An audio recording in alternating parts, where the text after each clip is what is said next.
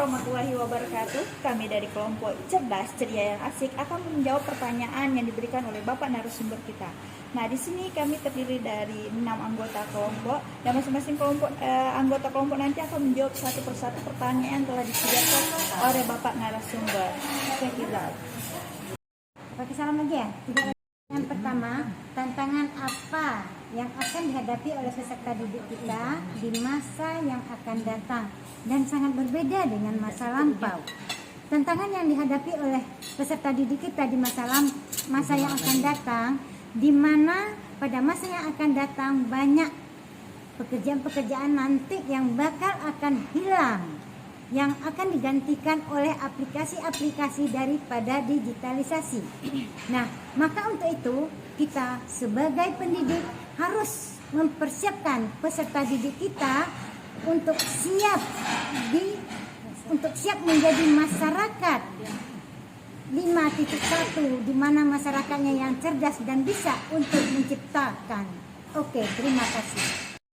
Baiklah, saya akan menjawab pertanyaan yang kedua, yaitu apakah cara belajar tradisional dengan pola guru ceramah di depan kelas, peserta diberi PR dan ulangan, ujian saja, atau seperti video YouTuber berjudul Proses PJJ di Indonesia cukup untuk menghadapi tantangan masa depan?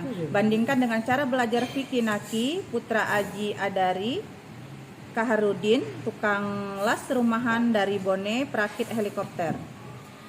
Jawabannya, menurut saya, guru tidak cukup mengajar hanya dengan metode ceramah saja, namun seorang guru harus membuka wawasan karena banyak cara dan metode guru untuk bagaimana menciptakan mengajar yang lebih bagus, mengikuti sesuai perkembangan zaman, sesuai anak-anak di masa yang akan datang.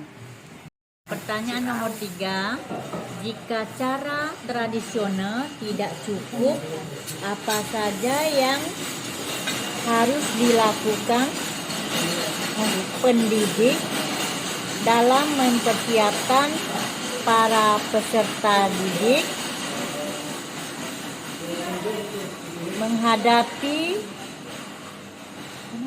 menghadapi tantangan masyarakat 5.0.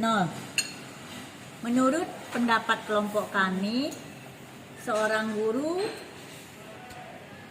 mengubah metode mengajarnya dengan cara 1. Metode diskusi. Metode diskusi ini yang melibatkan keaktifan seluruh peserta didik. Yang kedua, metode studi kasus, yaitu seorang guru memberikan penemuan kasus dalam belajar, lalu murid disuruh memecahkan masalahnya. Yang ketiga, metode diskusi. Metode diskusi yaitu siswa disuruh mendemonstrasikan hasil kerjanya.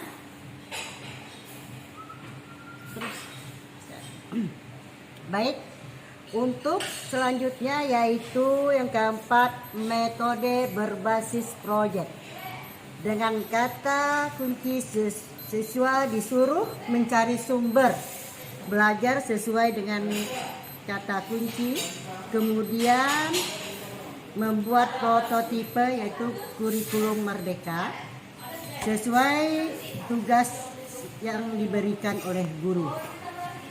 Selanjutnya yaitu metode pembelajaran favorit. Nah, ini favorit ini anak-anak didik sangat suka dengan pembelajaran favorit ini, menyenangkan sekali. Karena apa? Karena anak didik disuruh berbagi peran, membuat peran, yaitu misal ada yang sakit, peran sebagai orang sakit, peran sebagai dokter, peran sebagai orang tua. Jadi anak-anak sangat menyukai karena dia semua terlibat dalam kegiatan ini. Misal juga dengan contoh lain, contoh peran jembatan ambruk.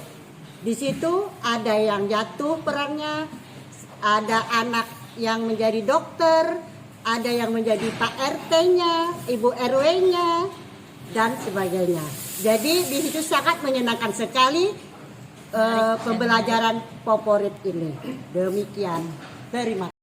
Nomor 5, bagaimana pendapat Anda tentang apa yang dilakukan 2 orang anak SD dalam video YouTuber ya? Menurut saya yang dilakukan kedua anak SD ini sudah sangat baik karena dia menciptakan untuk menyelesaikan masalah yang sudah terjadi di Indonesia mengenai bahan-bahan plastik yang sudah berlebihan, tetapi dia bisa menciptakan bagaimana supaya itu tidak terjadi lagi di dunia kita sekarang. Terima kasih.